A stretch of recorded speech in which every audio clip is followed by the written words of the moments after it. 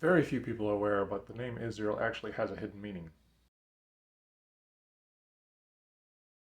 Hi, my name is Jeremy Elliott with Positive Resonance. Now today I want to talk about something that's really cool, the topic of the meaning of Israel. Now before we get started on this topic, there is a caveat. This topic will challenge your belief systems.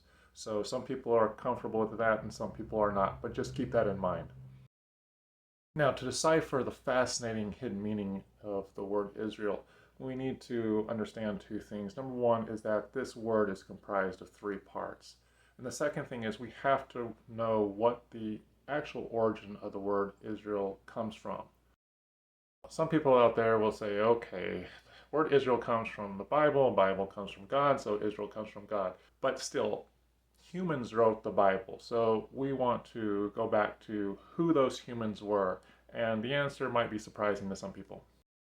Now, if you search online, there is some debate over the name of Israel. There are people who offer their opinions, from person who struggles or has a conflict of God to Prince of God.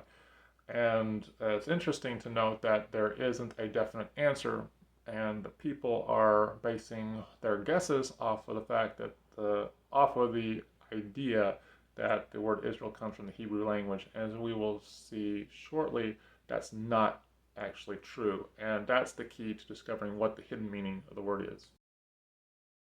So first, let's tackle the topic of where does the word Israel originate from. So I'm going to give a few clues that are going to help us put the whole puzzle together. Now, the first one is that Jewish mysticism uh, basically states that the um, stories in the Old Testament are not to be taken literally. Instead, they are symbolic mythology. That's very important to understand. Now, for somebody who grew up in a Christian household like I did, that could be a little bit mind blowing at first. But if you start to think about it, you realize that, okay, yes, that actually makes a lot of sense. The next and very big clue is that the Masons, who have passed along their hidden teachings for many centuries, believe that the Temple of Solomon was not located in Jerusalem. This historical Temple of Solomon was actually located at the Great Pyramid. Now, um, this is not a minor detail, because the Temple of Solomon is the foundation for the Masons' teachings. It is very central to everything else that they teach. So there is a Australian author, contemporary author and researcher by the name of Tony Bushby, and he spent decades researching the mysteries of the Bible, the origin of the Bible, and he came to the same conclusion that the Temple of Solomon, the actual Temple of Solomon, is at the Great Pyramid in Egypt. Another thing to consider that has been pointed out, especially in the documentary Zeitgeist, is that the character of Moses in the Bible is basically a copy of a previous character from Egyptian mythology called Mysis. These two characters have a lot in common. And finally, going back to Tony Bushby, one of the things that he wrote about in his books is that based on everything that he's researched, he thinks that the Old Testament was likely written by Egyptian priests and is also likely the origin of the Hebrew language. So, adding that all up, the origin of the word Israel comes from ancient Egypt. And as soon as we recognize this fact, it becomes a lot more clear what the word Israel actually stands for. If we break it up into the three syllables, Israel. All right, immediately the middle one stands out. Ra is the sun god of ancient Egypt.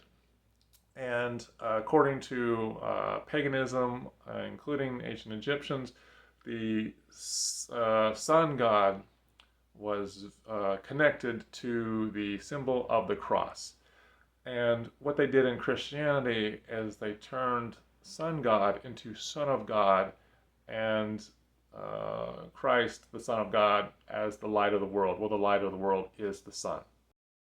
The next syllable that's somewhat obvious is the syllable El. In the Old Testament, there are a couple different names for God, and there's Yahweh, but the first one was actually the Elohim. Elohim is the word that they used for God, the God who created the earth.